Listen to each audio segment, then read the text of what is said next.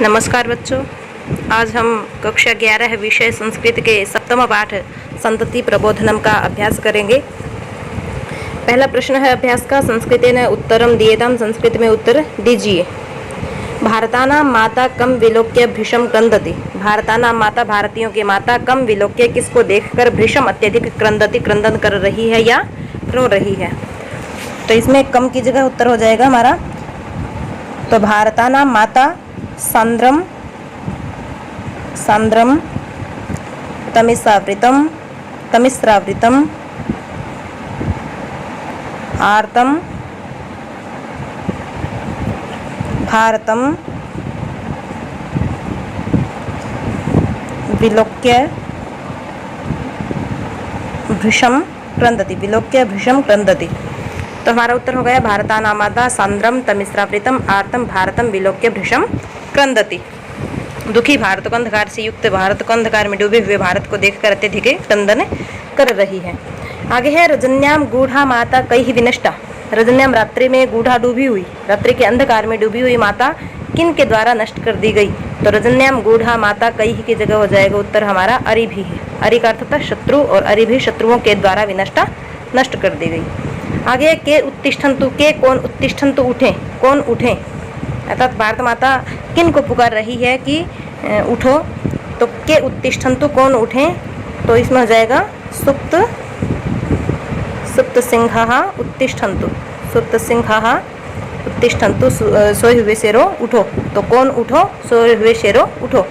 आगे है पुत्र का केशाम भारतानां माता अस्मि। पुत्र का हे पुत्र, केशाम किन या केशाम किन भारतानां, भारतीयों की माता अस्मि, माता हूँ मैं, किन भारतीयों की माता हूँ। तो इसका उत्तर हो जाएगा केशाम की जगह हो जाएगा सनातनानाम, सनातनानाम भारतानां माता अस्मि। पुत्र का हे पुत्र, सनातनानां भारतानां माता अस्मि, मैं सनातन भारतीयों की माता हूँ। आगे कह भारत पुत्रान नाशयितुम शक्तः। कह भारत पुत्रान, कह कौन भारत पुत्रान, भारत के पुत्रों को नाशयितुम नष्ट करने में शक्तः समर्थ है। यह प्रश्न होगा कह भारत पुत्रान नाशयितुम न शक्तः, कौन भारतीय पुत्रों को नष्ट करने में समर्थ नहीं है। यहाँ न है और आएगा बीच में। तो इसका उत्तर हो जाएगा विधि ही विपक्ष है, कालः यमो वा। विधि ही विपक्ष है, काल है, यमो वा भारत पुत्रा नाशयितुम न शक्त है। आगे जाएगा भारत पुत्रा नाशयितुम न शक्त है, अर्थात विधि विपक्ष काल और यमराज भी भारत पुत्रों को नष्ट करने में समर्थ नहीं है। आगे है, या फिर ये प्रश्न बन जाएगा नाशयितुम अशक्तः। यहाँ मैं नीचे करेंगे तो नाशयितुम अशक्तः बन जाएगा प्रश्न हमारा। नाशयितुम अशक्तः, अशक्तः का मतलब भी होता है असमर्थ, ये नाशयितुम अशक्तः। आगे है ते शूराः केन विशुद्ध वीर्यः आसन। ते शूराः वे शूरवीर, केन किस प्रकार या किससे, विशुद्ध वीर्यः पराक्रम, विशुद्ध पराक्रम वाले आसन हुए या थे। वे शूरवीर किसके द्वारा विशुद्ध पराक्रम वाले थे। तो केन की जगह हो जाएगा ब्रह्मचर्येण, ब्रह्मचर्येण ज्ञानेन च। ब्रह्मचर्य से और ज्ञान से, अपनी बुद्धि बल से, ब्रह्मचर्य बल से और बुद्धि बल से वे विशुद्ध वीर्य आसन, विशुद्ध पराक्रम वाले, शुद्ध पराक्रम वाले थे या हुए। आगे है तम परस्य शौर्य के मसी। तुम परस्य दूसरे शौर्य, भगवान श्री कृष्ण के की मसी क्या हो, तुम श्री कृष्ण के क्या हो। ये भारत माता ने भारतीय लोगों के लिए विशेषण दिया था, या उनकी विशेषता बताई थी कि तुम परस्य शौर्य की मसी, तुम साक्षात श्री कृष्ण के क्या हो। तो इसका उत्तर हो जाएगा तम परस्य शौर्य, तुम श्री कृष्ण के दूसरे साक्षाधि। साक्षात में यहाँ ही है, साक्षात ही, दोनों को इकट्ठा किया तो बन गया साक्षात ही निश्चित से साक्षात, साक्षात तेजोसी, तेज हो, तेजोसी, या अलग अलग करेंगे तो हो जाएगा तेजः असि। यहाँ असि तो है ही, दे रखा है, तेजः कर देंगे उसे हम। तो तम परस्य शौर्य साक्षात ही तेजोसी, तुम श्री कृष्ण के साक्षात तेज हो। आगे कविना कुत्रत्यः कुत्रत्यः शूरः आहूयन्ते। कवि के द्वारा कहाँ कहाँ के शूरवीर बुलाए गए हैं, या कवि कहाँ कहाँ के शूरवीरों को बुला रहा है या पुकार रहा है। तो इसमें उत्तर हो जाएगा कविना कविना अवन्त्यः मगधः बंगः अंगः कलिंगः कुरुसिन्धवः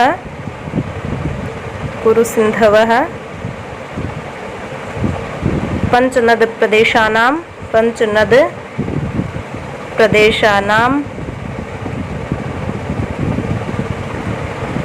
शूरः आहूयन्ते। कविना कवि के द्वारा अवंती के मगध, बंग, अंग, कलिंग, कुरु, सैंधव और पंचनद प्रदेशों के शूरः शूरवीर आहूयन्ते बुलाए गए हैं, बुलाए जा रहे हैं।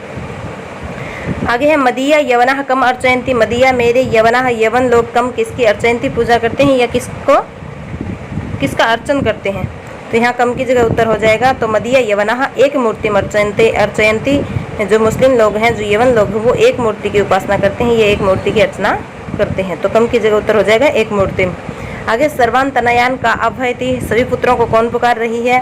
तो का की जगह हो जाएगा भारत माता। सभी पुत्रों को भारत माता अभयति पुकार रही है। सभी पुत्रों का भारत माता आह्वान कर रही है। आगे दूसरा प्रश्न है हिंदी भाषा या आशयम लिखित है। हिंदी भाषा में आशय लिखिए, ये आप हिंदी अर्थ को सुनकर हल करें। आगे तीसरा प्रश्न है रिक्त स्थानानि पूरयते। रिक्त स्थानों की पूर्ति कीजिए। भारतानाम विनष्टा माता। खालिस्तान भारतीयों की नष्ट माता, विनष्ट माता क्या कर रही है। भृशम क्रंदति।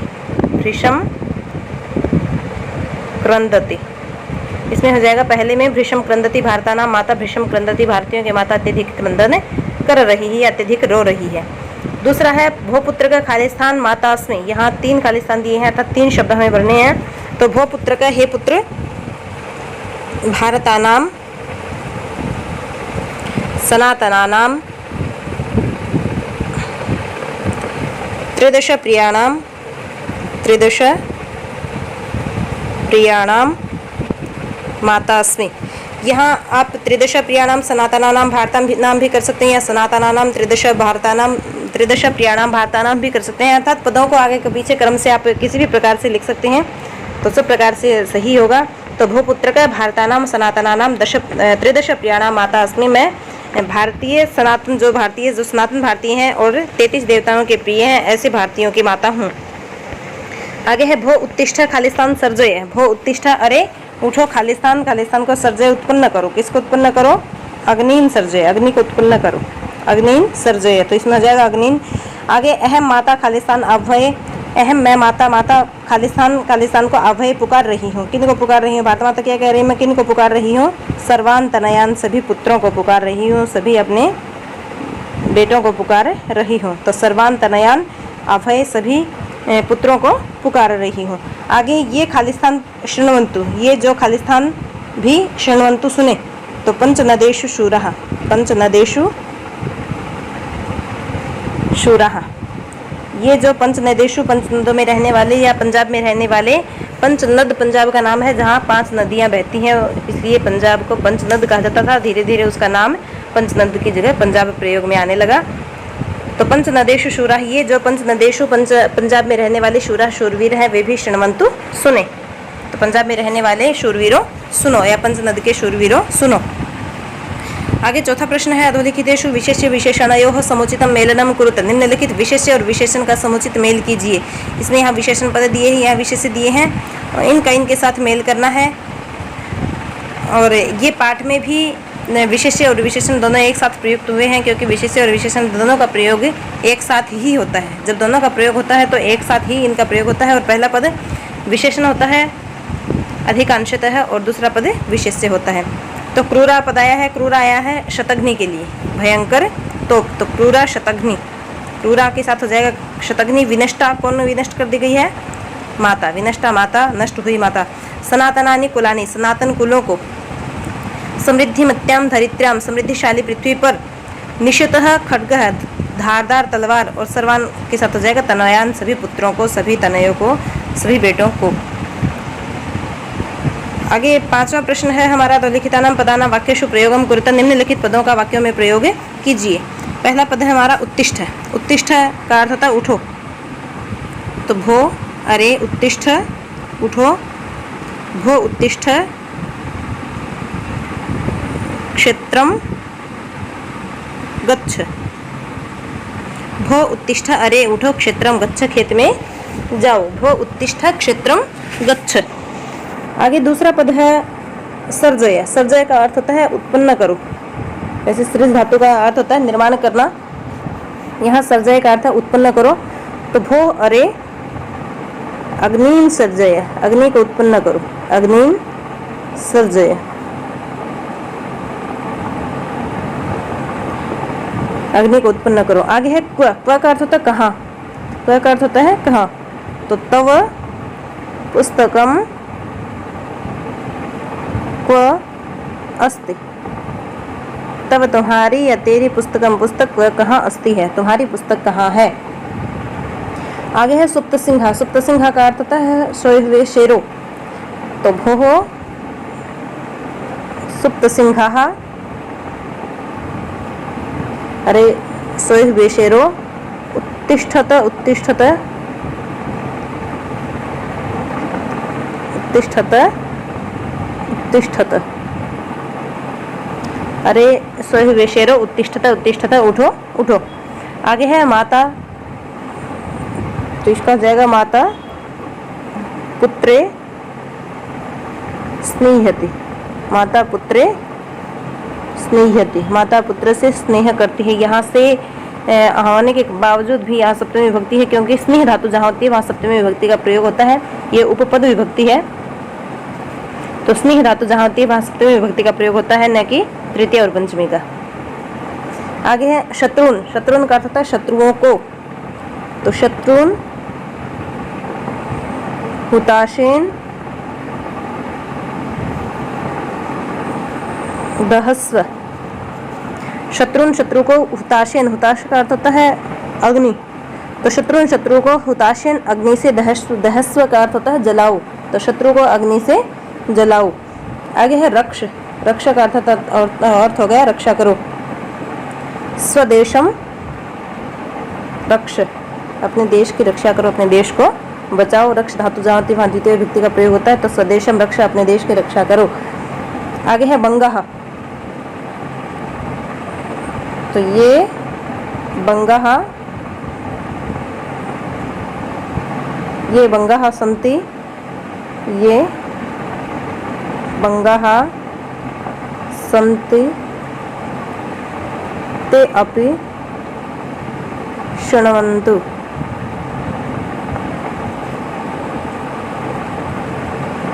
तो ये जो बंगाह बंग देश के हैं संति हैं, जो ये बंगाह संति जो बंग देश के हैं, ते अपि शृण्वन्तु वे भी सुने। या अंगाह बंगाह कलिंगाह पंचनदः शृण्वन्तु भी कर सकते हैं। इसका हम शृणुत सुनो, यहाँ हो जाएगा शृण्वन्तु सुनो। आगे है अर्चन्ति। अर्चन्ति का अर्थ होता है अर्चना करते हैं या पूजा करते हैं। तो जनाः त्रिमूर्तिम अर्चन्ति। लोग त्रिमूर्ति की अर्चना करते हैं, त्रिमूर्ति की उपासना करते हैं, त्रिमूर्ति की पूजा करते हैं। और त्रिमूर्ति कौन है? ब्रह्मा विष्णु और महेश, जिनको हम सृष्टि का कर्ता धर्ता एवं हर्ता मानते हैं। आगे अभय। अभय का अर्थ होता है पुकारता हूँ या पुकारती हूँ। तो अहम सर्वान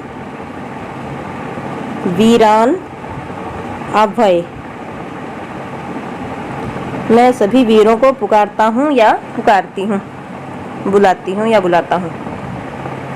आगे छठा प्रश्न, विभक्ति योजयित्वा रिक्त स्थानानि पूरयति। विभक्ति जोड़कर रिक्त स्थानों की पूर्ति कीजिए। यहाँ निर्देश दे रखा है कि किस शब्द की कौन सी विभक्ति का कौन सा वचन हमें प्रयोग करना है।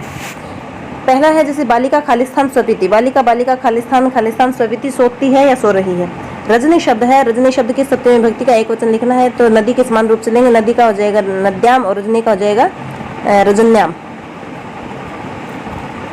इसमें हो जाएगा बालिका रजन्याम स्वपीति, बालिका रात में सोती है। आगे हे वीर खालिस्थान उत्तिष्ठ। इसमें करना है हमें युद्ध शब्द की चतुर्थी विभक्ति का एक वचन। युद्ध शब्द की चतुर्थी विभक्ति का एक वचन राम के समान चलेंगे। इसको रूप तो राम का हो जाएगा रामाय, युद्ध का युद्धाय। भो वीर युद्धाय उत्तिष्ठ, हे वीर युद्ध के लिए उठो।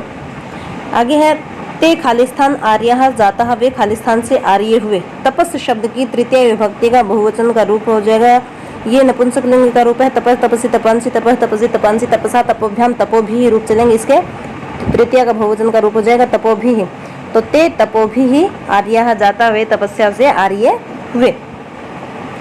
आगे है माता खालिस्तान पुत्रान आभयति, माता खालिस्तान पुत्रान आभयति, माता खालिस्तान पुत्रों को पुकार रही है। सर्व शब्द द्वितीय विभक्ति बहुवचन के रूप चलेंगे, किम के पुल्लिंग के समान या राम के समान भी कहें, राम रामौ रामः, रामम रामौ रामान। तो सर्वः सर्वौ, सर्वे सर्वम सर्वौ सर्वान, राम के समान ही किम शब्द के समान चलेंगे, कह कव के कम कवकान। तो सर्वः सर्वौ सर्वे सर्वम सर्वौ सर्वान। तो माता सर्वान तनयान अभयति, माता सभी पुत्रों को बुला रही है। आगे है शूरा खालिस्तान वसंती, पंचनद शब्द की सप्तमी विभक्ति का बहुवचन हो जाएगा पंचनदेशु, रामेशु राम का हो जाएगा, तो पंचनद का पंचनदेशु। तो शूरा पंचनदेशु वसंती, शूरवीर पंजाब में बसते हैं या पंचनद में बसते हैं। आगे है अधोलिखितेषु यथास्थानम संधिम संधि विच्छेदम वाकृत है, निम्नलिखित में यथास्थान संधि या संधि विच्छेद कीजिए। यथास्थान क्यों कहा है, क्योंकि कई पद संधि विच्छेद के दिए हैं और कई संधि युक्त पद दिए हैं। तो जो संधि युक्त पद है उनका विच्छेद करना है, जो विच्छेदित पद है उनकी संधि करनी है। तो पहला पद है सनातनानि धन अभय, ये दो पद हैं, दोनों पदों को मिला के हमें एक पद बनाना है, ये संधि करनी है। तो क्या बन जाएगा सनातनान्याभय, सनातनान्याभय, सनातनान्याभय। ये का ये हो जाएगा यहाँ, और आ इसमें यो का यो मिल जाएगा, आगे अभय है ही, सनातनान्याभय। जयोस्तु, जयोस्तु का हो जाएगा जय धन अस्तु, जय धन अस्तु। आगे भासुराह धन ते, भासुराह धन ते का बन जाएगा भासुरास्ते, भासुरास्ते। आगे है शुशुभुर धरित्र्याम, शुशुभुर धरित्र्याम का विच्छेद हो जाएगा शुशुभु, ये श है, ये भी श है, ये भ है। शुशुभु धन धरित्र्याम, शुशुभु धन धरित्र्याम। आगे जागृतास्मि, जागृतास्मि का हो जाएगा जागृता धन अस्मि, जागृता धन अस्मि। आगे स्थितेन धन एव, स्थितेन धन एव का बन जाएगा स्थितेनैव, स्थितेनैव। ये वृद्धि संधि का उदाहरण है, ये विसर्ग संधि का उदाहरण है, ये दीर्घ संधि का उदाहरण है, ये वृद्धि संधि का उदाहरण है। आगे है अस्ति धन एव, इसका हो जाएगा अस्तेव, ये यण संधि का उदाहरण है, इसका बन जाएगा अस्तेव। आगे 8वां प्रश्न है अधोलिखितस्य श्लोकस्य अन्वयं कुरुते, निम्नलिखित श्लोक का अन्वय कीजिए। अन्वय में क्या करना है, हमें इस श्लोक को गद्य का रूप देना है। तो इसमें जैसे मातास्मि भूपुत्र का भारतानाम कुलानि युद्धाय जयस्तु नभिः भो जागृतास्मि क्वधनः क्व खड्गः उत्तिष्ठत उत्तिष्ठत सुप्त सिंहः। ये जो इसमें क्या करेंगे, हम सबसे पहले लिखेंगे भो, उसके बाद लिखेंगे सुप्त सिंह। भो सुप्त सिंह अरे सोए हुए शेरो, तो सबसे पहले हमें संबोधन करना है भो सुप्त सिंह अरे सोए हुए शेरो। उत्तिष्ठत, उत्तिष्ठत, यहाँ जो पद दे रखा है इकट्ठा उत्तिष्ठत उत्तिष्ठत, इसको अलग अलग कर देंगे। संधियुक्त पदों को हम अलग अलग कर देंगे, जहाँ पूरे पद बन रहे हो, सार्थक पद बन रहे हो, वहाँ ही हमें संधियुक्त पदों को अलग करेंगे, बाकी को नहीं करेंगे। तो भो सुप्त सिंह उत्तिष्ठत उत्तिष्ठत, भो सोए हुए शेरो उत्तिष्ठत उत्तिष्ठत, उठो उठो। पुत्र का हे पुत्र, भारताना माता अस्मि, भारताना माता अस्मि, मैं भारतीयों की माता हूँ। कुलानि युद्धाय, युद्धाय युद्ध के लिए, कुलानि कुलों को, कुलानि युद्धाय अपने मतलब कुलों को युद्ध के लिए बुलाओ। जयोस्तु का हो जाएगा जयः अस्तु, जयः अस्तु तुम्हारी जीत हो। भी नो डरो नहीं। भो सुप्त सिंहः उत्तिष्ठत उत्तिष्ठत, पुत्र का भारतानां माता अस्मि, कुलानि युद्धाय जयः अस्तु भी नो तुम्हारी जीत हो डरो नहीं। आगे भो जागृतास्मि, ये इकट्ठा ये लगातार हो जाएगा भो जागृता अस्मि, मैं जाग गई हूँ। क्व धनु क्व खड्ग है, उसके बाद यहाँ प्रश्नवाचक चिन्ह हो जाएगा क्योंकि यहाँ प्रश्न किया गया है। तो भो जागृतास्मि क्व धनु क्व खड्ग है, ये इसका अन्वय हो जाएगा। आगे 9वां प्रश्न है, अधोलिखितेषु अलंकारं निर्दिशत, निम्नलिखित में अलंकार का निर्देश कीजिए। सहस्र सूर्या इव भासुरास्ते समृद्धिमत्यां शोषोभोर्धरित्र्यां, हजारों सूर्यों के समान चमकते हुए समृद्धशाली पृथ्वी पर्वत सुशोभित हुए। तो यहाँ इव शब्द आया है।